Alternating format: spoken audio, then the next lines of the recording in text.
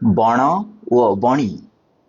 ଦେଖିଲା କୁନା ମହୁଲ ଡାଳେ ବସିଛି ଏକ ବଣି, ପଡ଼ୁଛି ଯେତେ ମହୁଲ ଫୁଲ ହିସାବ କରେ ଗଣି। ଡାକିଲା କୁନା କିଆଁଲୋ ବଣି ଘଷୁଛୁ ଥଣ୍ଟ ଡାଳେ, ଆ ମୋ ପାଶେ ଖାଇବୁ ଯେବେ ମିଠା ପିଜୁଳି ଫାଳେ।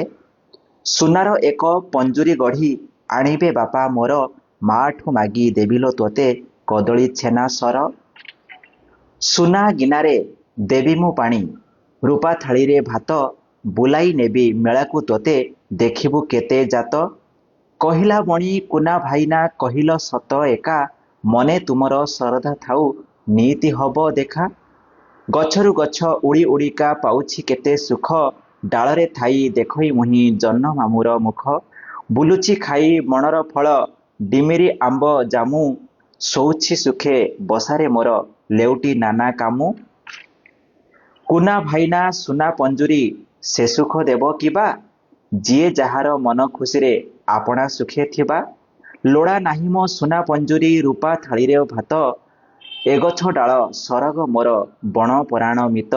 ହଁ, ଏ ଗଛ ଡାଳ ସରଗ ମୋର ବଣ ପରାଣ ମିତ।